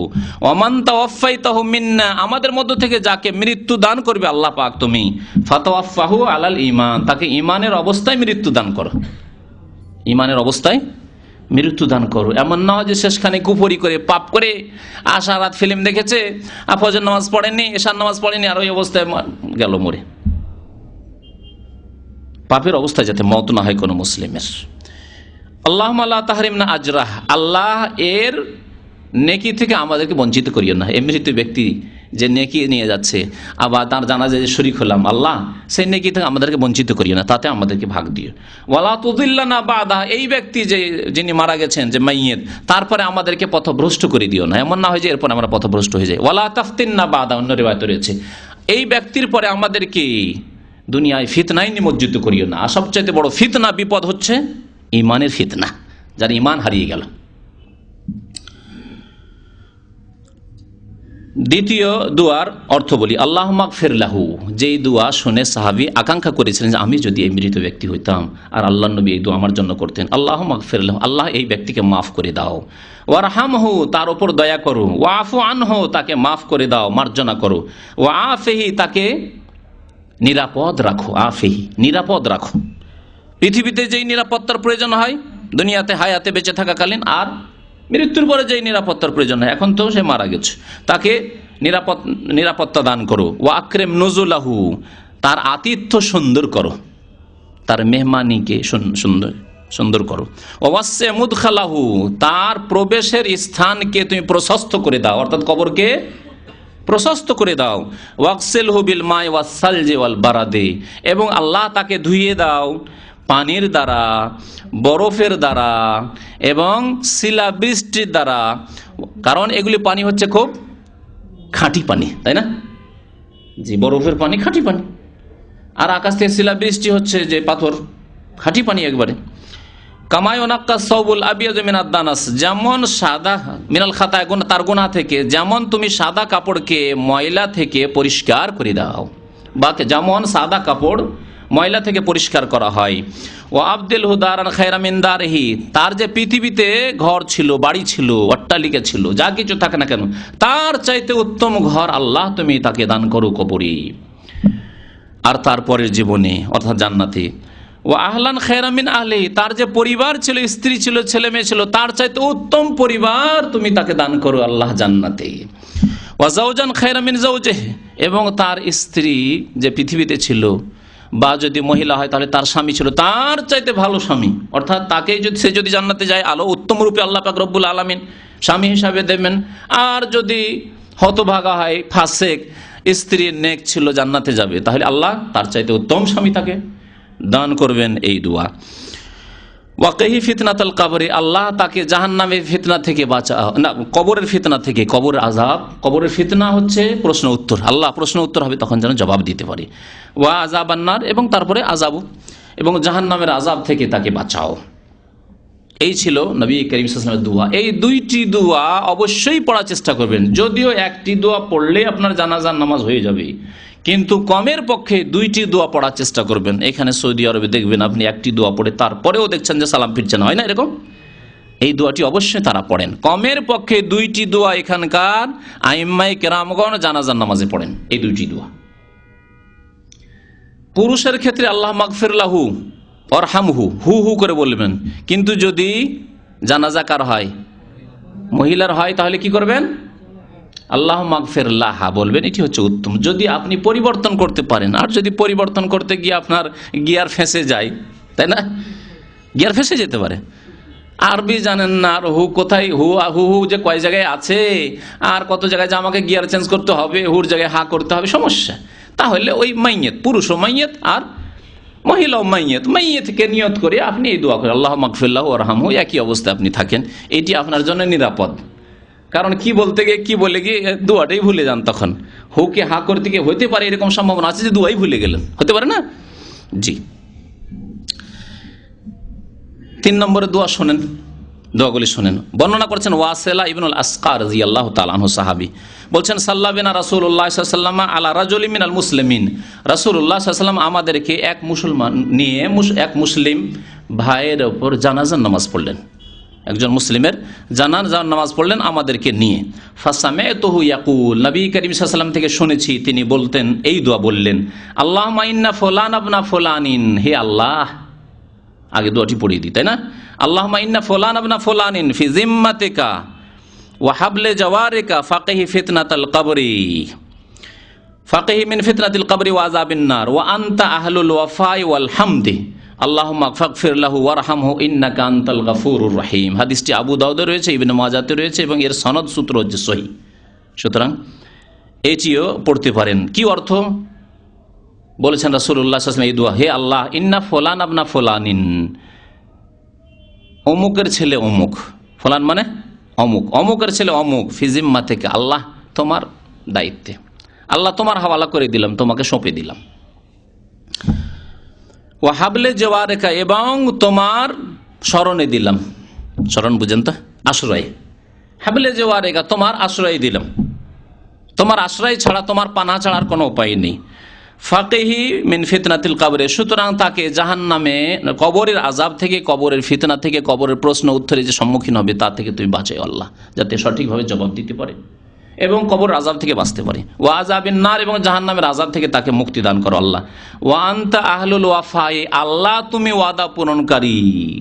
যে মুমিন ব্যক্তি, যেই ব্যক্তি তাওহীদের সাথে গিয়েছে, সৎকর্মশীল হয়েছে, আল্লাহ তাকে তুমি ফিতনার সম্মুখীন করবে না, আযাব দেবে না। আল্লাহ তোমার হক যদি আদায় করে থাকে তাহলে তুমি আযাব দেবে না। আছে না মুআয বিন জাবালের হাদিসে, যে আল্লাহর ইবাদত যদি কেউ করে থাকে আর শিরক না করে, তাহলে আল্লাহর উপরে হক হচ্ছে বান্দার যে আল্লাহ আযাব দেবে না তাকে। আর আল্লাহর হক হচ্ছে একমাত্র তার ইবাদত করবেন, তার সাথে কাউকে শরীক করবেন না আপনি। ওয়ালহামদে, আল্লাহ সমস্ত প্রশংসা তোমার। আল্লাহুম্মা ফাগফির লাহু, সুতরাং আল্লাহ তুমি তাকে মাফ করে দাও, তার উপরে রহম করো। ইন্নাকা আনতাল গফুরুর রহিম, নিশ্চয় তুমি মার্জনাকারী। হাদিসটি সহিহ। আর একটি দোয়া, 4 নম্বরের দোয়া, ইয়াজিদ ইবনে রুকানা ইবনুল মুত্তালিব, সাহাবী, তিনি বর্ণনা করেছেন, কানা রাসূলুল্লাহ সাল্লাল্লাহু আলাইহি ওয়াসাল্লাম ইযা কামা লিল জানাজাতি লিইউসাল্লি আলাইহা, রাসূলুল্লাহ সাল্লাল্লাহু আলাইহি ওয়াসাল্লাম যখন জানাজায় দাঁড়াতেন, নামাজ পড়ার জন্য জানাজার, তখন আরেকটি দোয়া বলতেন, আল্লাহুম্মা আবদুকা ওয়া ইবনু আমাতিকা ইহতাজা ইলা রাহমাতিকা ওয়া আনতা গানিয়ুন আন আযাবিহি ইন কানা মুহসিনান ফাজিদ ফি হাসানাতিহি ওয়া ইন কানা মুসিআন ফাতাজাওয়াজ আনহু। আখরাজাহুল হাকিম, হাদিসটি মুস্তাদরাক হাকিমে রয়েছে এবং তিনি বলেছেন যে এর সনদ সহিহ, আর তাবরানীতে রয়েছে। অর্থ কি এই দোয়ার?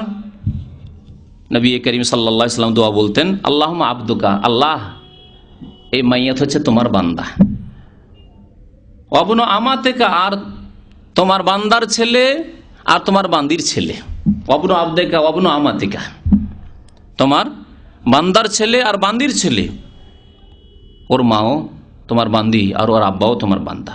ইহতাজা ইলা রাহমাতিকা, এখন তোমার রহমতের মুখাপেক্ষী হয়েছে, মরে গেছে, আর কেউ দয়া করার নেই। পৃথিবীতে থাকলে দয়া করার ছিল, কেউ দয়া করে দান করে দিল, একবার খেতে দিয়ে দিল, কেউ কিছু টাকা পয়সা দিয়ে দিল, বাড়ি ঘর নেই একটু বাড়ি তৈরি করে দিল, আছে না, জমি জায়গা নেই, কেউ দিয়ে দিল ভিটে মাটি, যাও আমার অনেক জমি আছে বাড়ি বাঁধো। তাহলে দুনিয়াতে, পৃথিবীতে ঘর বাড়ি করার জন্য, সুখ শান্তির জন্য অনেকেই সাহায্য সহযোগিতা করার আছে, কিন্তু আল্লাহ এমন অবস্থায় সে পৌঁছেছে মাইয়েত, যেখানে ইহতাজা ইলা রাহমাতিকা, আল্লাহ তোমার রহমতের একমাত্র মুখাপেক্ষী হয়েছে, আর কারো ক্ষমতা নেই। কিন্তু যে পীরদের বক্তব্য শুনাইলাম, আর একটা বক্তব্য শুক্রবার ইনশাআল্লাহ তাআলা হবে, সুবহানাল্লাহ, নাকি কবরেও তারা কাজ দিবে, উদ্ধার করে নেবে, লা ইলাহা ইল্লাল্লাহ, আর যাও ওই হাসরের মাঠে উদ্ধার করে নেবে। কত ভণ্ডামি কথাবার্তা। ইহতাজা ইলা রাহমাতিকা ওয়া আনতা গানিয়ুন আন আযাবিহি, আল্লাহ তাকে শাস্তি দেওয়ার তোমার কোনো প্রয়োজন নেই। আল্লাহর কি প্রয়োজন আছে? না শাস্তি দিতে হবে, না হলে আল্লাহর কাজ চলবে না। না, তুমি অপকর্ম করেছো, অন্যায় করেছো, কুফরি করেছো, শিরক করেছো, নামাজ পড়োনি, ফাসিকি করেছো, বহু কাবিরা গুনাহ করেছো, সেই জন্য আল্লাহ আযাব দিচ্ছেন। তোমার উচিত শাস্তি দেওয়া হচ্ছে, না হলে আল্লাহর আদল ইনসাফ নাই, বিচার কায়েম হবে না। একজন সৎ লোককে আল্লাহ সম্মানিত করে, অসৎকে শাস্তি দিতে হবে, এটি হচ্ছে নাই বিচারের দাবি।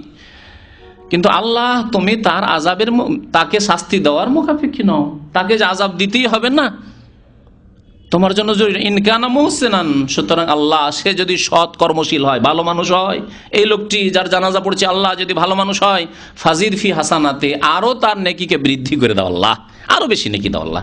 ওয়াইন কানা মুসিআন, আর সে যদি পাপিষ্ট গুনাহগার হয়, ফাসিক হয়, ফাতাজাওয়াজ আনহু, আল্লাহ তাকে মাফ করে দাও। তাহলে বোঝা গেল পাপিষ্ট গুনাহগার ফাসিকের জন্য কি করতে হবে?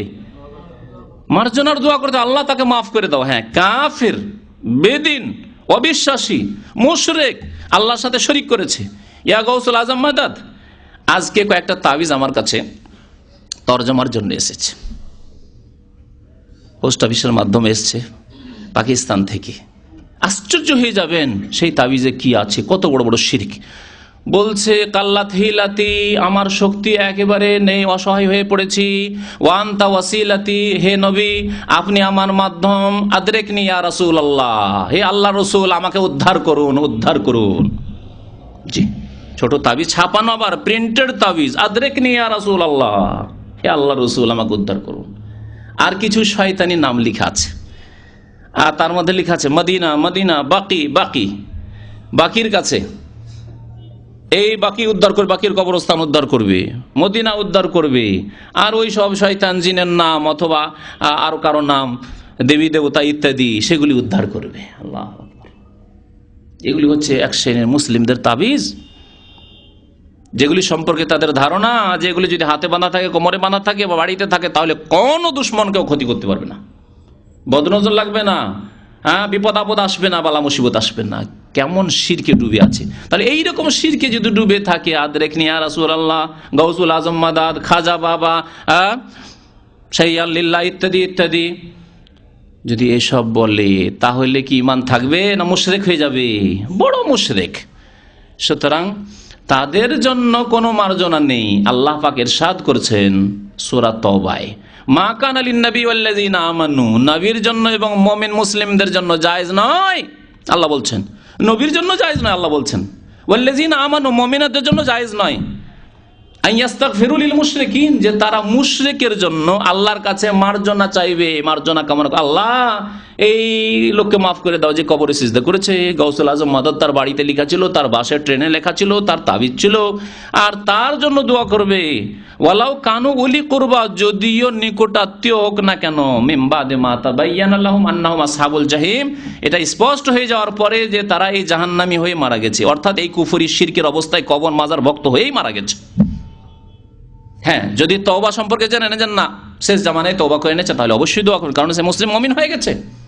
মান কানা আখিরু কালামিহি লা ইলাহা ইল্লাল্লাহ, শেষখানে যদি সত্যি সমস্ত তাগুতকে ছেড়ে দিয়ে, কবর মাজারকে ছেড়ে দিয়ে, দেবী দেবতাকে ছেড়ে দিয়ে, প্রতিমা পুতুল জিন শয়তানকে ছেড়ে দিয়ে, তাবিজকে ছেড়ে দিয়ে যদি লা ইলাহা ইল্লাল্লাহ, আল্লাহ ছাড়া কে সত্য মাবুদ নেই, সবকিছুর মালিক একমাত্র আল্লাহ এবং সমস্ত ইবাদতের হক একমাত্র আল্লাহ পাক রাখেন, তাহলে শেষখানে যদি আল্লাহ এই তৌফিক দেন, বিশ্বাসের, অন্তরের বিশ্বাসের সাথে, খালেস অন্তর থেকে, খালেসা মিন কলবিহি, নবী সাল্লাল্লাহু আলাইহি ওয়াসাল্লাম বলেছেন, দাখালাল জান্নাত, ইনশাআল্লাহ তাআলা জান্নাতে যাবে। তো ওই দোয়াটির কথা বলছিলাম যে এই দোয়া, আল্লাহ যদিও পাপী হয়, মদখোর মুসলমান হোক না কেন, জি, চোর মুসলমান হোক না কেন, যতই কাবিরা গুনাহ হোক না কেন, দোয়া করতে হবে আল্লাহ ওয়াইন কানা মুসিয়ান, আল্লাহ যদি পাপিষ্ট হয় তবুও তাকে মাফ করে দাও। আরেকটি দোয়া আছে, আবু দাউদে রয়েছে, কিন্তু সেই দোয়াটি জয়ীফ। জয়ীফ দোয়া যদি হয়, তাহলে নবী সাল্লাল্লাহু আলাইহি ওয়াসাল্লাম থেকে প্রমাণিত এই ইয়াকিন, এই বিশ্বাস না রেখে, যদি অর্থ ভালো হয় দোয়া করতে পারেন। মাসলাটি ভালো করে শুনে রাখবেন। আপনি এই বিশ্বাস এতেকাদ রাখবেন না যে এটি নবী সাল্লাল্লাহু আলাইহি ওয়াসাল্লামের দোয়া, কারণ হাদিস সূত্র দুর্বল, তবে দোয়ার অর্থ ভালো, সুতরাং আল্লাহ পাকের কাছে এইরকম দোয়া করতে পারেন। এই দোয়াটি আমার ওস্তাদ, যিনি আমাকে বুখারী পড়িয়েছিলেন, প্রথম যখন দাওরা হাদিস ফারেগ হই, তখন তার কাছ থেকে জানাজা নামাজ, অনেকবারই তার পেছনে জানাজা পড়েছি, আর খুব মুরব্বী বয়স্ক মানুষ ছিলেন, প্রায় 40 বছর থেকে তিনি বুখারী পড়াচ্ছিলেন।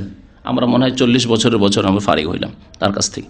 তো তিনি এই দোয়াটি পড়তেন। আমাদের দেশের বড় বড় আলেমরাও সহি জয়ীফের পার্থক্য রাখেন না, কারণ এই সাবজেক্ট সহি জয়ীফের, এই উসুলে হাদিস আমাদের দেশে হক আদায় করে পড়া হয় না।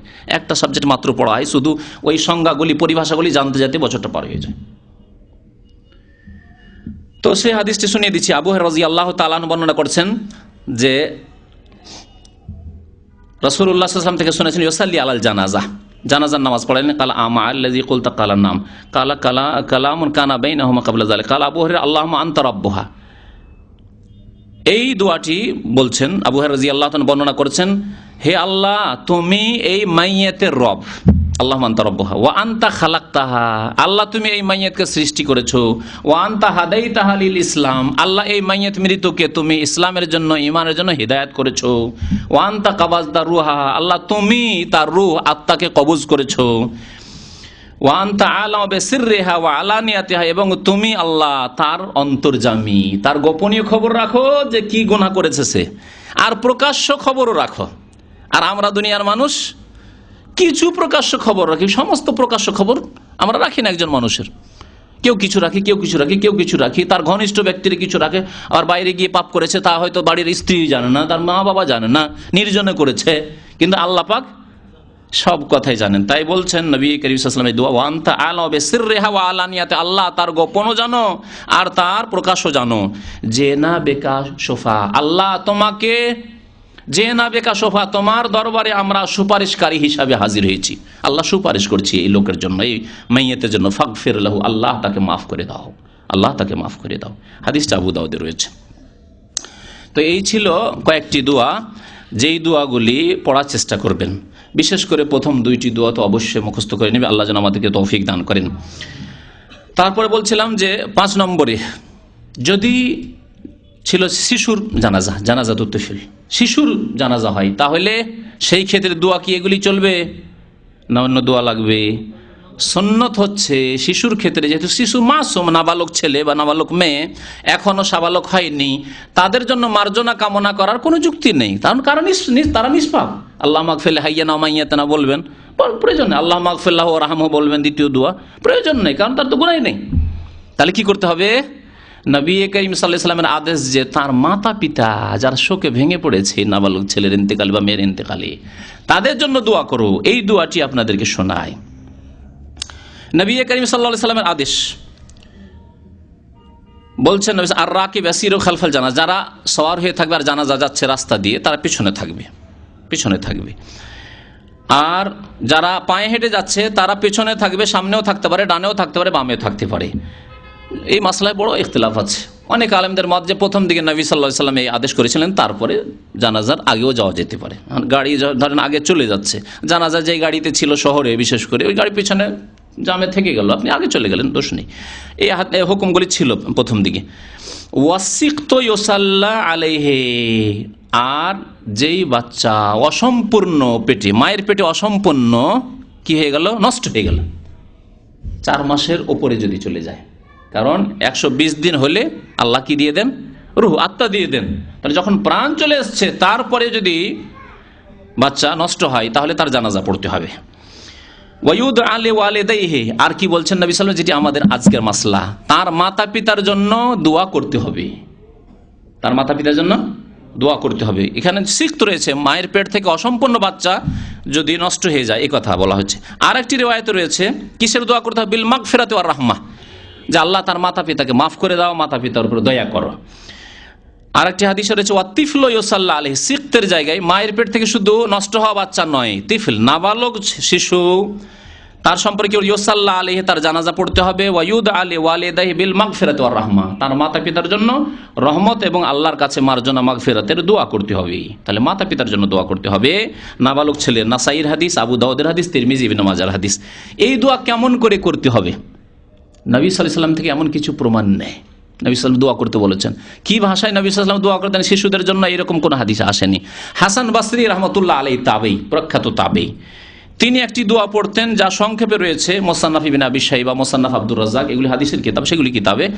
আর যেটাকে শাইখ ইবনে বাজ রাহমাতুল্লাহ আলাইহি, এখানকার বিগত প্রধান মুফতি এবং এখানকার এখন বর্তমানে বড় আলেম একজন আল্লামা সালেহুল ফাওজান হাফেজাহুল্লাহ তাআলা, তার কিতাব মুলাখাস ফিকহি, এসব কিতাবতে তারা একটু বড় করে দোয়াটি উল্লেখ করেছেন এই হাদিসের আলোকে। আল্লাহুম্মা জাআলহু ফারাতা, আল্লাহ এই শিশুকে তার মা বাবার আগেই তুমি জান্নাতে পৌঁছে দাও।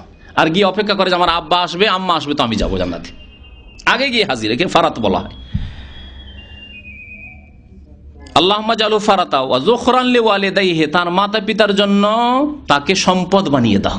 যখর যা টাকা পয়সা মানুষ সঞ্চিত করে রাখে যে আগামীতে জীবনে কাজ দেবে, তেমনি এই বাচ্চা যে নাবালক বাচ্চা মারা গেছে, নাবালক ছেলে বা মেয়ের মারা গেছে, আল্লাহ তার মাতা পিতার জন্য একে বড় সম্মূল্যবান সম্পদ করে দাও, যাতে করে মাতা পিতাকে জান্নাতে নিয়ে যেতে পারে।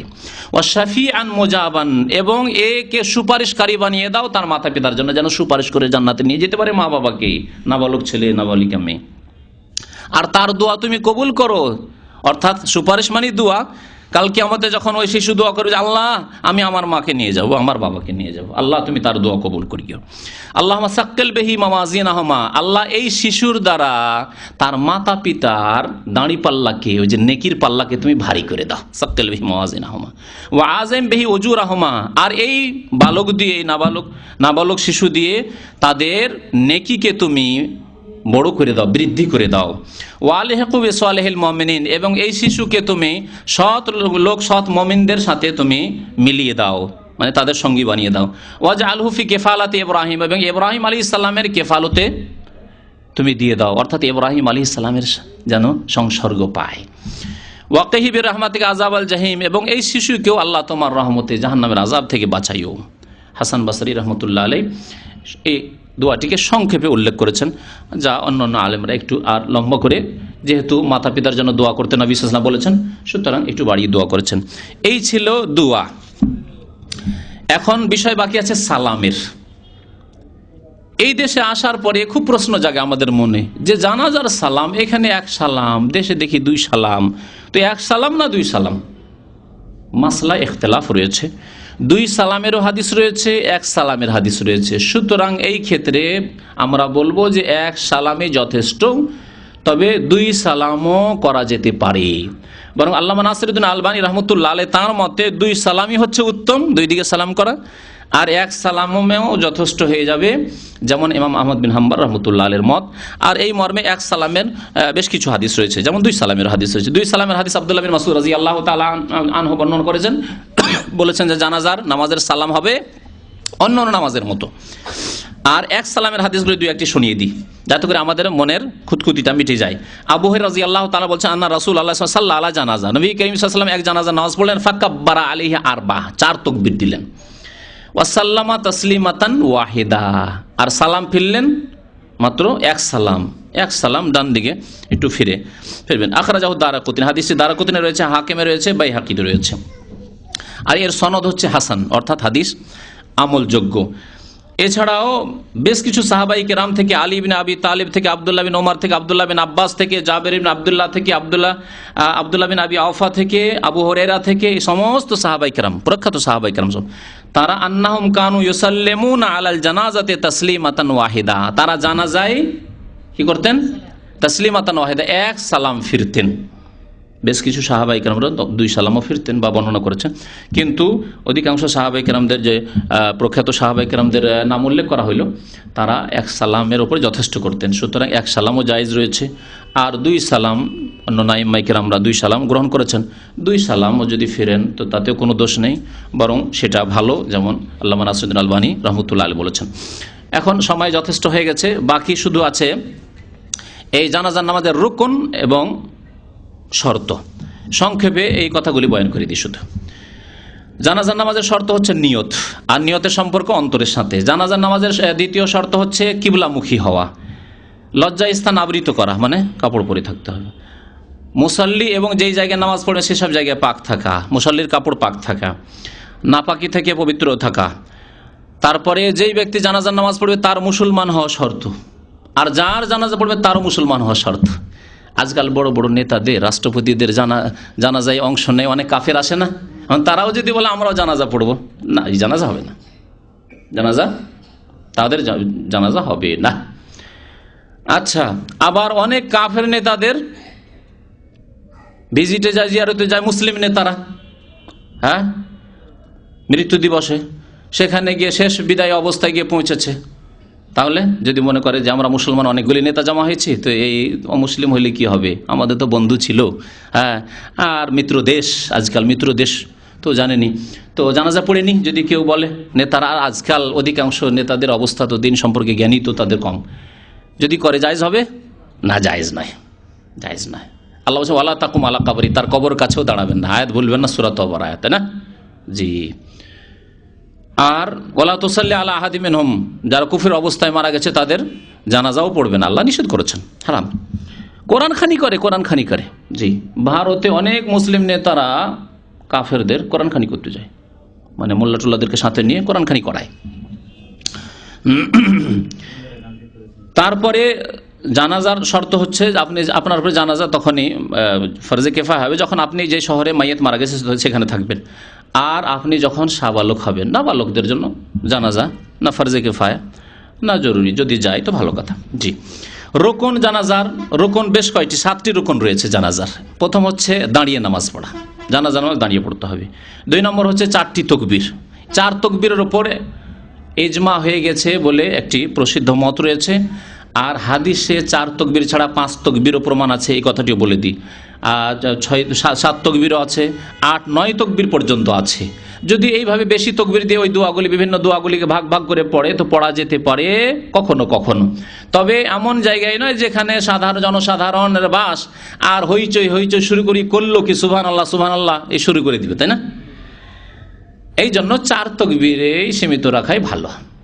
আর যদি শিক্ষিত মহল থাকে, মাদ্রাসা ইসলামী প্রতিষ্ঠান রয়েছে, ইসলামিক বিশ্ববিদ্যালয় রয়েছে, যেখানে শিক্ষিত লোকেরা জানে বা লোকজনকে জানিয়ে দেওয়া হয়েছে আজকে 5 তকবীরে জানাজা হবে, তো জায়েজ রয়েছে। যে 4র্থ তকবীরে আপনি আল্লাহ মাগফিল্লাহ হাইয়ানা পড়েন, 5ম তকবীরে আল্লাহ মাগফিল্লাহ ওয়ারহামহু বা অন্যান্য যে দোয়াগুলি রয়েছে পড়েন। নবী করিম সাল্লাল্লাহু আলাইহি ওয়াসাল্লাম এইভাবে কখনো কখনো জানাজার নামাজ পড়িয়েছেন, জেনে রাখা ভালো। জি, তো 2 নম্বরে ছিল 4 তকবীর, জানাজার রুকুন, মানে জানাজা হবে না এগুলি না করলে। সূরাতুল ফাতিহা, সূরা ফাতিহা পাঠ করা হচ্ছে রুকুন 3 নম্বর। 4 নম্বরে হচ্ছে নবী সাল্লাল্লাহু আলাইহি ওয়াসাল্লামের দরুদ পেশ করা, আল্লাহুম্মা সাল্লি আলা মুহাম্মদ আল্লাহুম্মা বারিক আলা মুহাম্মদ ইন্নাকা হামিদুম মাজিদ পর্যন্ত যা বলা হলো। মাইয়াতের জন্য দোয়া করা, এটি হচ্ছে রুকুন 5 নম্বর। 6 নম্বর হচ্ছে এই তরতিবের সাথে নামাজ পড়া, আগপিচ করে নয় যে প্রথমখানি দোয়া করে নিলেন, শেষে সূরা ফাতিহা বা শেষে আল্লাহুম্মা সাল্লি আলা মুহাম্মদ, এরকম করলে হবে না। তারপরে 7 নম্বরের রুকন হচ্ছে সালাম ফেরা, 1 সালাম ফেরা অথবা 2 যেমন বলা হলো। এছাড়া বেশ কিছু সুন্নত রয়েছে, সুন্নতগুলি আপনাদের সামনে সংক্ষেপে বয়ান করে দিই। প্রত্যেক তাকবীরে রফুল ইয়াদাইন করা, যারা রফুল ইয়াদাইনকে সুন্নত বলেছেন। আউযু বিল্লাহ পড়া, বিসমিল্লাহ পড়া, নিজের জন্য এবং মুসলিম ভাইদের জন্য দোয়া করা, এবং এই যে তিলাওয়াত হবে সূরা ফাতিহা পাঠ করবেন উচ্চ স্বরে না মনে মনে পড়াই সুন্নত, যেটি হচ্ছে সুন্নত। এবং 4র্থ তাকবীরের পরে একটু বিরতি দেওয়া, সামান্য কিছুক্ষণ বিরতি দেন, তারপরে সালাম ফেরেন। আর 6 নম্বরের সুন্নত হচ্ছে ডান হাতকে বাম হাতের উপর রেখে বুকের উপর আলা সাদরি, বুকের উপর রাখা। আর 7 নম্বরের সুন্নত হচ্ছে সালাম ফেরার সময় ডান দিকে একটু কাত হওয়া। জি, আল্লাহ পাক রব্বুল আলামিন যেন আমাদেরকে কোরআন এবং হাদিসের কথা বোঝার এবং তার প্রতি আমল করার তৌফিক দান করেন। আল্লাহ যেন আমাদের গুনাহ খাতা মাফ করে দেন, নেক আমলের তৌফিক দান করেন। আল্লাহ যেন আমাদেরকে যতদিন দুনিয়াতে রাখবেন সুস্থ রাখেন, নেক আমলের উপর রাখেন, ঈমান এবং সৎকর্মশীল করে রাখেন। আর যখন আমাদের ওফাত দান করবেন আল্লাহ যেন কালিমা লা ইলাহা ইল্লাল্লাহ মুহাম্মাদুর রাসূলুল্লাহর শাহাদাত দানের জন্য তৌফিক দান করেন। আমিন ইয়া রাব্বাল আলামিন। রব্বানা আতিনা ফিদ দুনিয়া হাসানা ওয়া ফিল আখিরাতি হাসানা ওয়া কিনা আযাবান নার। ওয়া সাল্লাল্লাহু আলা নবিয়িনা মুহাম্মদ ওয়া আলা আলিহি ওয়া সাহবিহি আজমাইন।